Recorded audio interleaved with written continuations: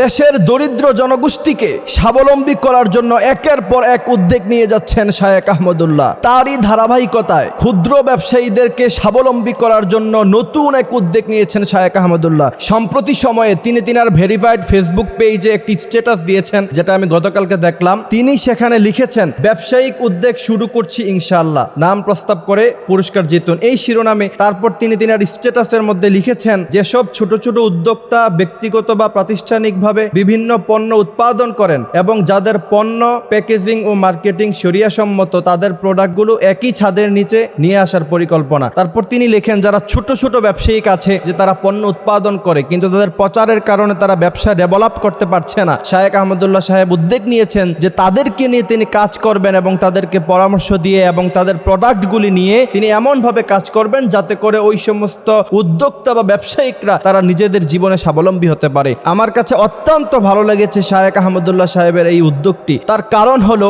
একটা মানুষ একাধারে যেখানে বন্যা হয় সেখানে তিনি ত্রাণ নিয়ে যায়, যেই সমস্ত এলাকার মানুষগুলি খুবই দরিদ্র সেখানে তিনি রিক্সা বিতরণ করে, তিনি বিভিন্ন সময় এমন এমন উদ্যোগ নেন। আপনারা দেখবেন যে আসুন্নাহ ফাউন্ডেশনের নামে হাজার হাজার রিক্সা তিনি সারা বাংলাদেশে বিতরণ করেছেন। যখনই এই দেশের মানুষ কোনো অভাবে পড়েছে, যখন কোনো ক্ষতিগ্রস্ত হয়েছে, শায়েখ আহমদুল্লাহকে আমরা দেখেছি তিনি তিনার সমস্ত শক্তি এবং তিনি তিনার সমস্ত সামর্থ্য নিয়ে সেখানে উপস্থিত হয়েছে। এই জন্য তিনি এখন নতুন একটি উদ্যোগ নিয়েছেন। বাংলাদেশে সাধারণত বড় বড় ব্যবসায়ীদেরকে নিয়ে সবাই চিন্তা করে, কিন্তু ছোটদেরকে স্বাবলম্বী করবে এই চিন্তা ভাবনা, এই মনোভাব সাধারণত মানুষের মধ্যে আসে না। কিন্তু তিনার মধ্যে যে সুন্দর চিন্তা ভাবনা এসেছে, এটাকে অবশ্যই আপনাকে প্রশংসা করতে হবে। এই জন্য প্রিয় ভাইয়েরা আমার, আল্লাহ সুবহানাহু ওয়া তাআলা কি বলছেন দেখেন, তাআওয়ানু আলাল বিররি ওয়াত তাকওয়া ওয়ালা তাআওয়ানু আলাল ইসমি ওয়াল উদওয়ান। এই আয়াতের অর্থ হলো, একে অপরকে তোমরা ভালো কাজে উৎসাহ প্রদান করো, শুধু তাই নয় তোমরা তাদেরকে সহযোগিতা প্রদান করো। বাংলাদেশে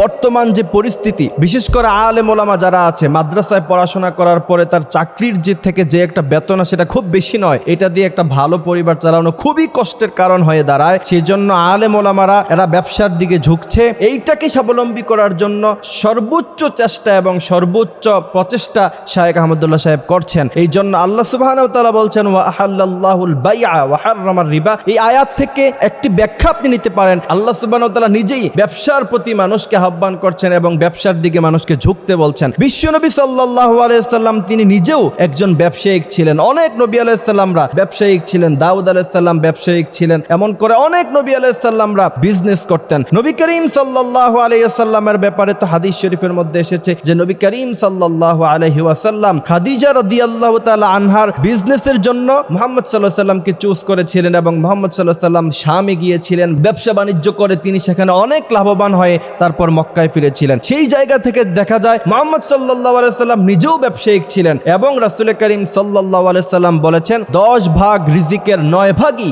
আল্লাহ সুবহানাহু ওয়া তাআলা ব্যবসার মধ্যে রেখেছেন। সুতরাং জীবনে যদি স্বাবলম্বী হতে চান তাহলে ব্যবসা ছাড়া বিকল্প কোনো রাস্তা নেই। আপনি দেখেন, বেতন একটা সীমাবদ্ধতার মধ্যে থাকে, কিন্তু আপনি যখন ব্যবসা করবেন আল্লাহ সুবহানাহু ওয়া তাআলা আপনাকে অসংখ্য রিজিক দিয়ে তখন ভরপুর করে দিতে পারে। ইন্না রাব্বাকা ইয়াবসুতুর রিজকা লিমান ইয়াশা ওয়া ইয়াকদির ইন্নাহু কানা বিইবাদিহি খাবীরাম বাসীরা। আল্লাহ সুবহানাহু ওয়া তাআলা বলছেন, আমি যাকে চাই তাকে অত বেশি রিজিক দেই যত বেশি রিজিক সে কল্পনাও কোনোদিন করতে পারে না। তবে ব্যবসা যারা করে তাদেরকে মনে রাখতে হবে, আপনি যদি হারামের সাথে আপনি সম্পর্ক রাখেন, আপনি একটা মাল ক্রয় করেছেন 1000 টাকায়, বলছেন না আমি 5000 টাকায় মালটা ক্রয় করছি, এখন 6000 টাকা বিক্রি না করলে তো আমার পোষাবে না, এমন মিথ্যা কথা বলে যারা বিজনেস করে তাদের বিজনেসের মধ্যে তো আল্লাহ সুবহানাহু ওয়া তাআলা কোনো সওয়াব রাখবে না, বরঞ্চ তাদের জন্য গুনাহ লিখা হবে। সুতরাং হালাল পন্থা ইনকাম সেটা যদি অল্প হয়, আল্লাহ পাক সেটার মধ্যে শান্তি রেখেছে।